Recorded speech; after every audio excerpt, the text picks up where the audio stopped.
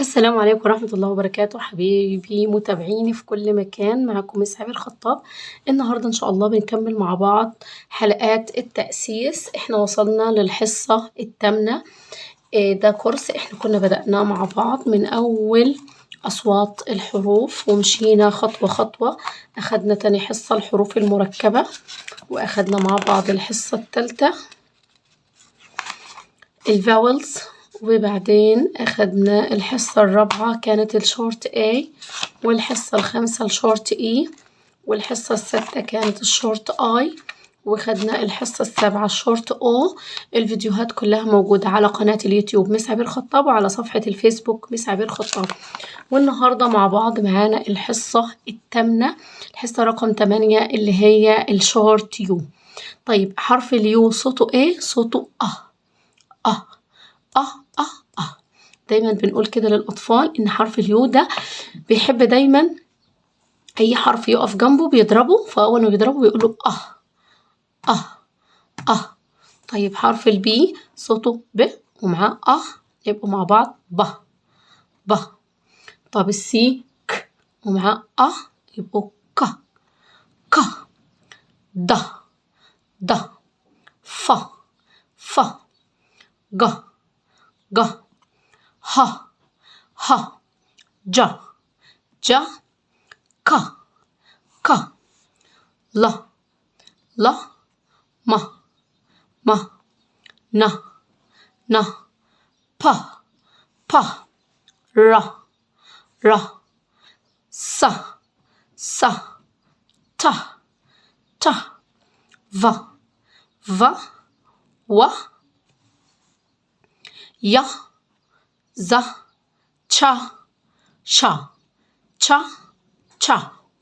طيب خلاص ابني أتقن الحرفين مع بعض وبقى يعرف يقرأهم كويس جدا.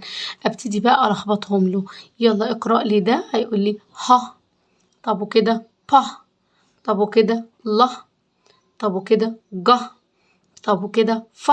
خلاص أتقنهم كويس جدا يا مس. ايه الخطوة اللي بعدها؟ تعالوا نشوف. الخطوة اللي بعدها ان انا هعمل ايه بقى؟ هبتدي اكتب له اهو حرفين مع بعض وادمج معاهم حرف تالت. يلا يا شطور اقرأ كده ايه؟ ف. طيب هنحط كمان ساوند يبقى ف ن فن. طيب كده ب. طب نحط حرف كمان بن. طيب كده ج. طب كمان حرف ن جن. طيب كده ص ن صن. طيب ر ن رن. طيب خلاص ابني أتقن، مش هبدأ بقى أعمل له حرفين وحرف تالت، لا خلاص. يلا هنكتب الكلمة كلها على بعضها أهو كده. دول ش ت، يبتدي بقى يقرأها على طول ش ت شط. طب كده مثلا مد مد. طيب كده طب طب. طيب أي حرفين بقى، أي يعني كلمة من 3 حروف أقدر أكتبها له علشان يتعلم إنه يقرأ. طب خلاص هو خلاص عرف الشورت يو وتمام جدا وبيعرف ابني يقرأهم. يلا بقى نلخبط له في الفاولز كلهم. يلا يا شطور اقرأ دي فان.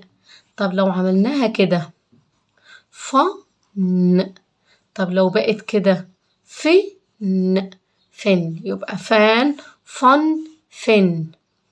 طيب مثلا الكلمة دي كات. طب كده سن. ليه؟ عشان السي لما يجي وراها ايه بتتنطق س. لازم كل مراجعة اراجع له على الحاجات اللي هي ايه بره القاعدة دي، لازم اختبره فيها وكل مرة افكره. يبقى سن دي سن، واحط له كده كمان حرف سنت. طيب لو كده كات يبقى كات سنت كات. طيب مثلا دي كاب. طب وكده كب. لازم احط له الفاولز مع نفس الكلمة بس الفاول مختلف عشان اشوف بقى هو يعني متمكن منهم ولا لا. لازم اعمل له تيست كده من حين لاخر. طيب كده يبقى احنا خلصنا الحلقة رقم 8، الحصة الثامنة. اللي ما شافش الكورس يشوفه من أوله، وإن شاء الله مكملين مع بعض باقي الفيديوهات. مع السلامة.